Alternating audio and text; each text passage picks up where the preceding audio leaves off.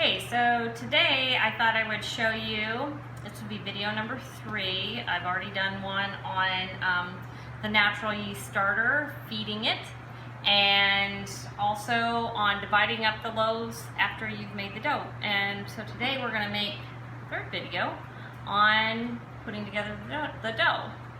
So, I originally watched a video by a lady that's talking about natural yeast starters, and I went ahead, and her name was Melissa Richardson, and I purchased her books, and they're really good, Beyond Basics with Natural Yeast, and The Art of Baking with Natural Yeast.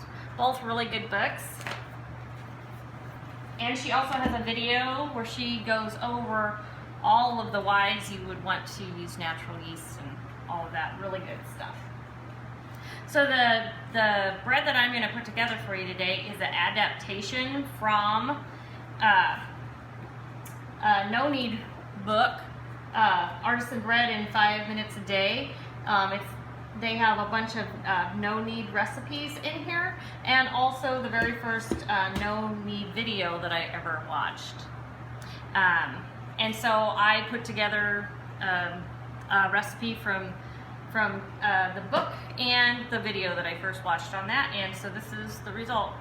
And I'll show you how to do that. Plus, then I just adapted it to have the natural yeast in it instead of commercial yeast. So you start with 15 cups of flour. I use fresh ground, hard white spring wheat. It just makes such a big difference in your final product. And then it was supposed to originally have 2 tablespoons of yeast in it. And so I'm going to do 1/4 cup of starter, and my starter is going crazy. It's very bubbly. You can see it's like overflowing, and it is, yeah, it's loving life. It's doing super well. It's very happy. And so I'm going to try to scoop out. It's got lots of bubbles. I mean, just, oh my, lots and lots of bubbles. And so I need 1 1/4 for this recipe, because you want to do 1/4 of a cup of starter if you adapt your own recipes to every, I think it's 3 or 4 cups of flour, or 1/4 cup of starter per, oh goodness gracious, there's a lot in here already, per loaf of bread, regular size. So, maybe a bit more.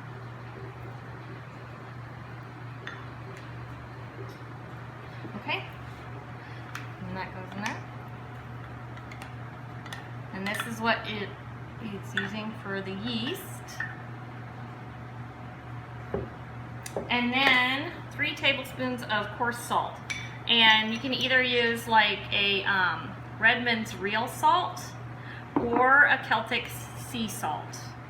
And my daughters were just telling me they like to put a tablespoon of one in and then 2 of the other. It doesn't really matter. This is coarse of each. If you use fine, you need to use 2 to 2.5 tablespoons instead of 3 tablespoons. That, and then, okay, and then you want 6 cups of water. But I'm going to start mixing this stuff together first before I start adding in the water.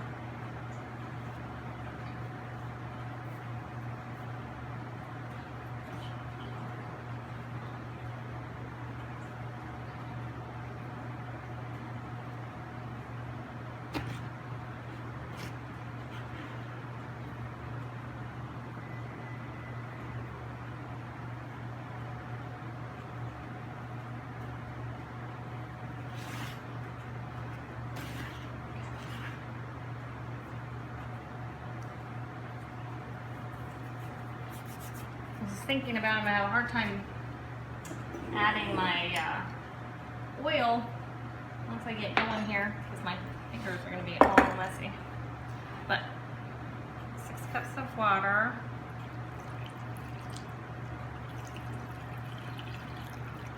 probably about what you need, so you gotta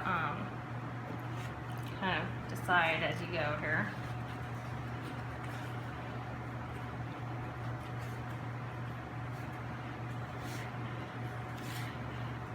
This wooden bowl that I'm using is actually a bowl that my son, Logan, bought for me many, many years ago in Hawaii. And he knew I loved big bowls, and he knew I really wanted a big wooden bowl, and all he could find was the salad bowl that was big enough. And so that's why it has this little dip in here. It's because that was where your salad tongs were supposed to lay. I thought it was very sweet of him. I think it's called, are they called monkey pod? Is that what they're called? That's what it was. I could look at the bottom, but I probably dumped the whole bowl. It says on the bottom what kinds of things.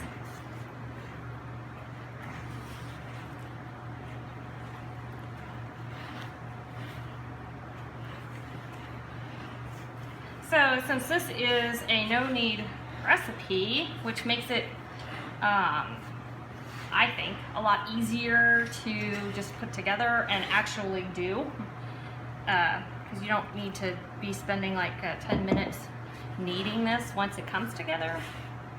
I think it's a lot easier to actually go ahead and do it, and more readily works into your life. In fact, we got so excited about making this, we had to slow way down, because we would just mix it together before we went to bed, and then it would be ready to put into pans when we got up, and then have to wait 2 hours once it was in the pans to rise, and then you could bake it. And was so easy that then we just started having bread like falling off of the counter, and then we had to put it in the freezer, and then I thought, this is silly, we might as well just make fresh bread and have fresh bread all the time instead of going so crazy here at the beginning and making so much that we have to freeze it. Okay, so I guess I will put all of this in here, and then at the end we put in some oil, and I use organic coconut oil.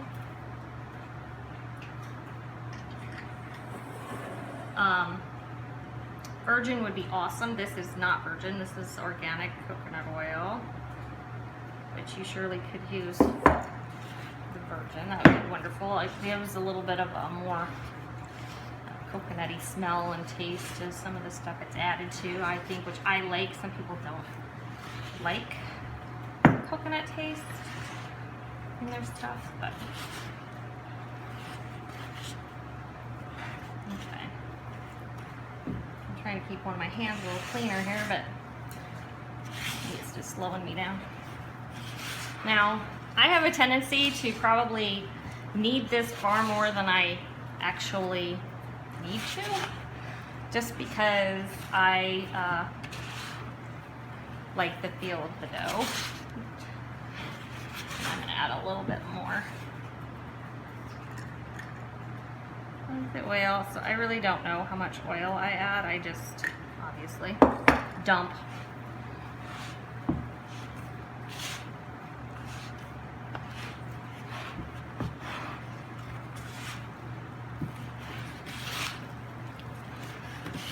And this helps you have strong arm muscles. If you really want strong hand muscles too, you could get your own milk cow and milk it by hand, which I used to do, and made my hands really strong, very strong.